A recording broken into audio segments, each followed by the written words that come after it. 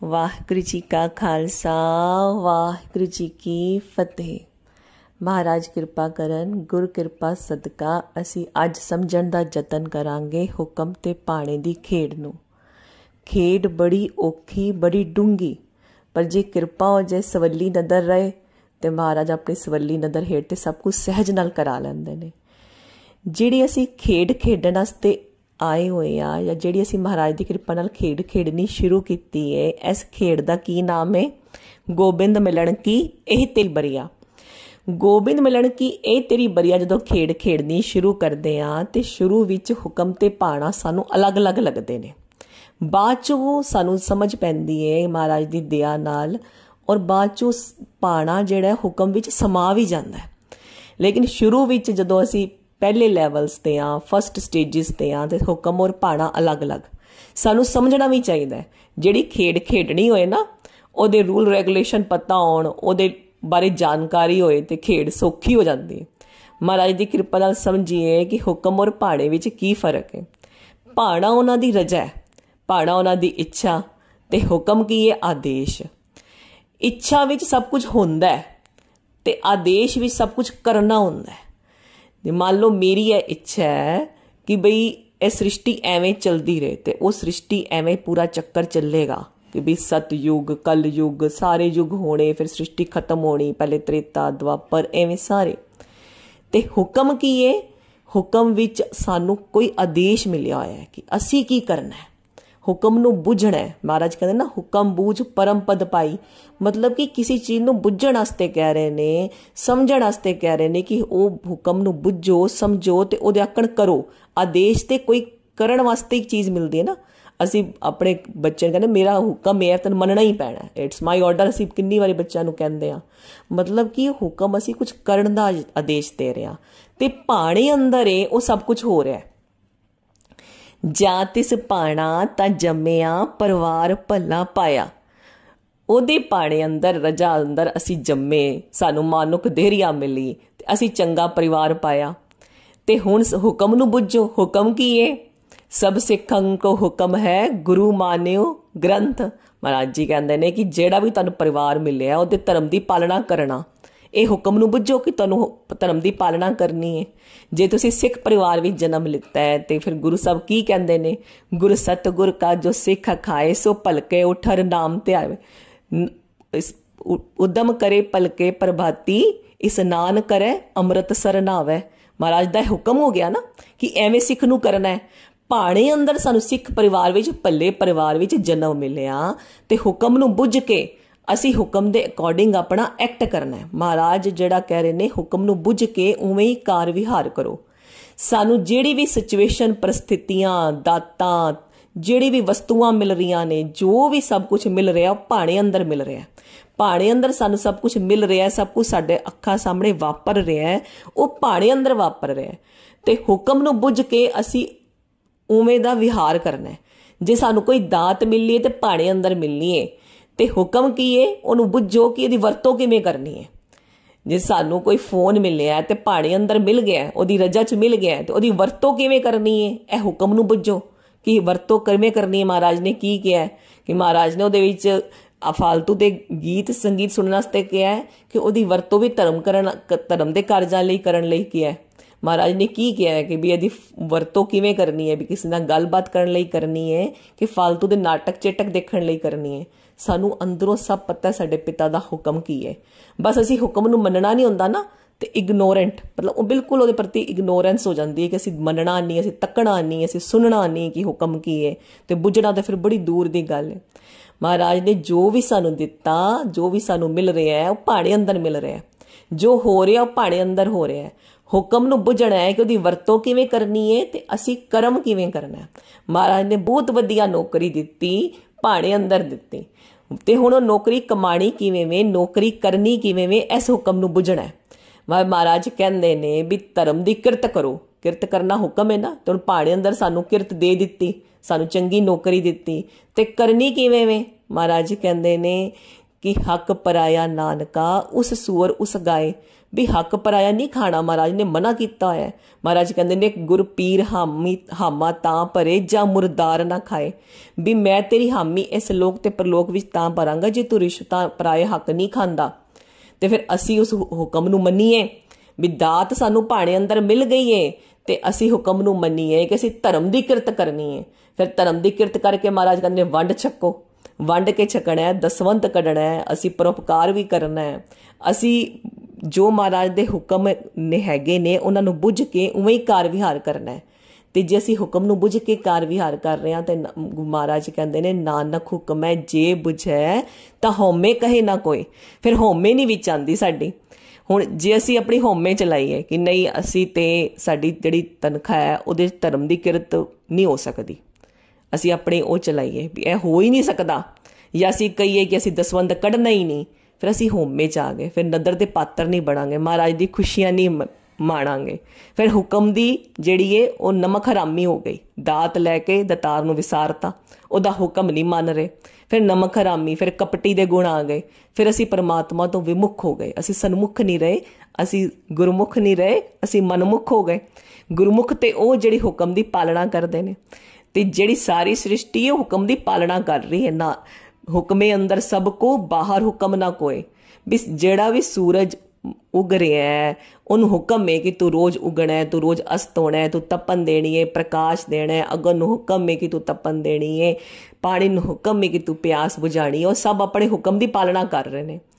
ये ते सारी जिहड़ी महाराज ने इन्नी उचेच की, 10 जामे विच गुरबाणी प्रकट की, तुर की बाणी आई तिन सगली चिंत मिटाई, ये सब महाराज ने साडे लई कीता कि असी हुक्म की बदखुली करते हैं, असी जिहड़ा हुक्म नहीं मनते, असी हुक्म की खेड़ नूं समझीए ते हुक्म विच आ जाइए। महाराज बेनती करते ने भी तुसी समझो, भी साधो मन का मान त्यागो, इन्ने प्यार नाल बेनतियां करते हैं महाराज कि हुक्म नूं समझो, हुक्म विच आ जाओ ते नदर दे पात्र बनो।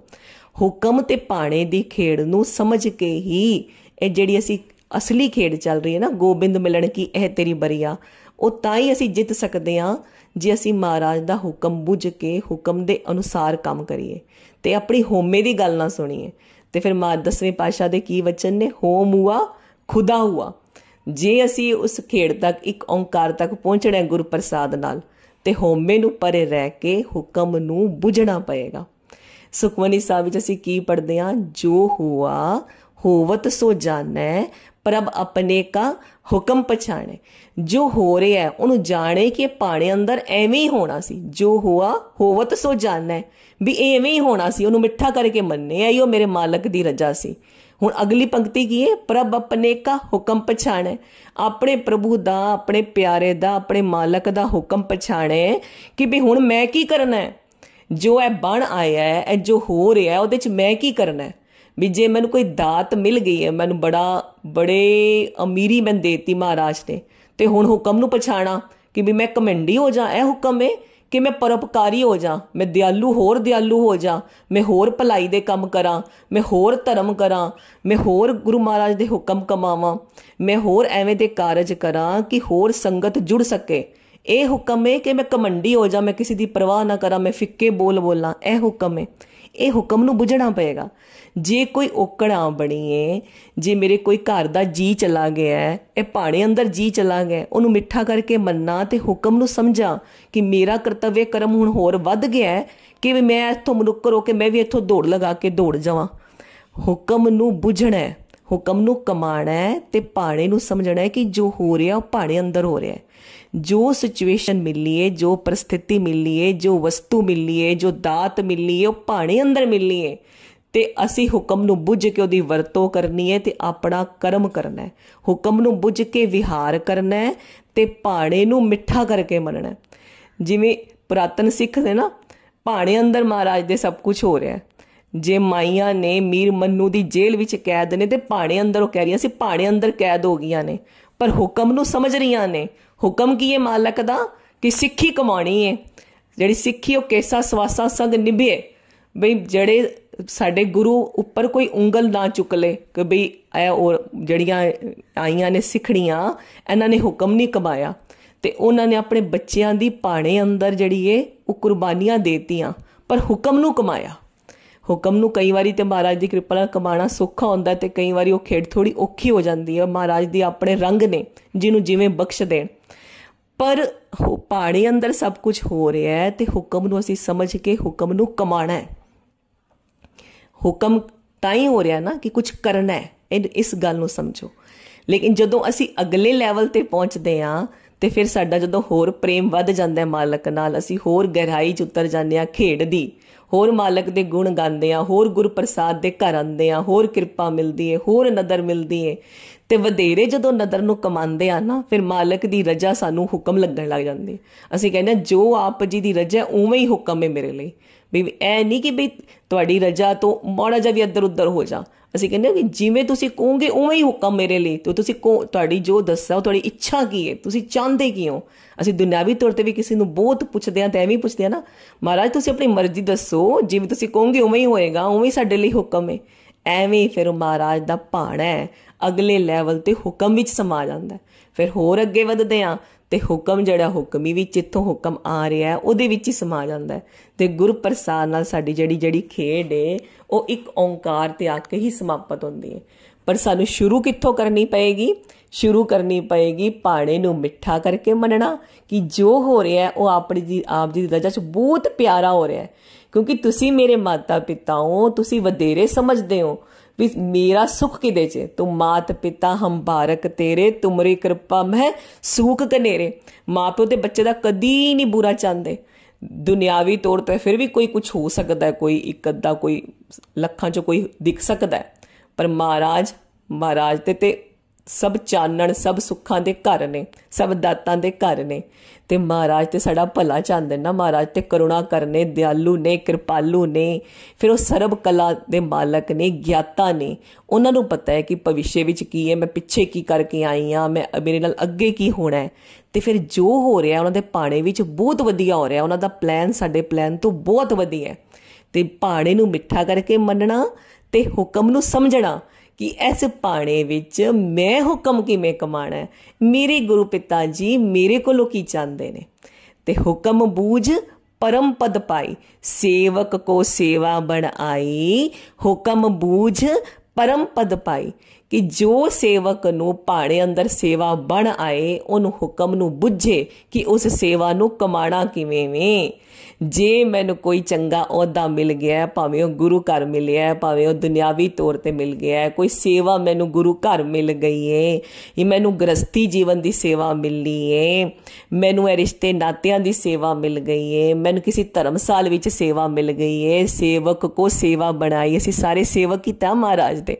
महाराज कहते कि जे तुहानू सेवक नू सेवा बन आई, भाणे अंदर कोई सेवा बन आई है, हुक्म बूझ परम पद पाई। हुक्म नू बुझो कि सेवा नू कमाना किवें वे। जे हुक्म नू बुझ के सेवा नू कमांदे आ, मिठे हो के महाराज दी कृपा विच, महाराज दी रजा विच, जिवें महाराज कहंदे ने उवें हुक्म विच सेवा नू महाराज नू याद करदे होए, हर रंग विच हर रंग माणदे होए ओ सेवा नू उवें कमांदे आ। फिर महाराज कहंदे ने परम पद पाई, फिर तुसीं परम पद दे मालक बनदे हो। महाराज दा हुक्म है ना, खालसा सोए जो चढ़े तुरंग, खालसा सोए जो करे नित जंग। तो महाराज नित जंग करन नूं कह रहे ने। साडे सामने कोई युद्ध की स्थिति तो नहीं बनी हुई, पर नित जंग का मतलब की है कि अपने कर्म नूं समझो कि साडा कर्म की है। कई बारी कर्म बड़ा औखा हुंदा ना, ते महाराज कह रहे ने भी औखा कर्म भी उस जंग नूं समझ के करो। खालसा सोए जो चढ़े तुरंग, हौसला विश्वास चढ़दी कला विच जंग करो। अपना जिहड़ा कर्तव्य कर्म है वह चढ़दी कला च करो। सवेरे उठ के जंग करो, अमृत वेले उठना है, नहीं असी बिस्तरे ते पैना। महाराज दा हुक्म है अमृत वेला सच नाउ वडियाई विचार। असी विचार नहीं है, असी अमृत वेला कमाना है। हुक्म है साडे लई, ओ हुक्म नू कमाना है। हुक्म है साडे लई अमृत दी दात लैनी, असी हुक्म नू कमाना है। हुक्म नू बुझ के हुक्म नू कमाना है, पानी नू मिठा करके भी हुक्म नू बुझते रह के कमांदे रहना है।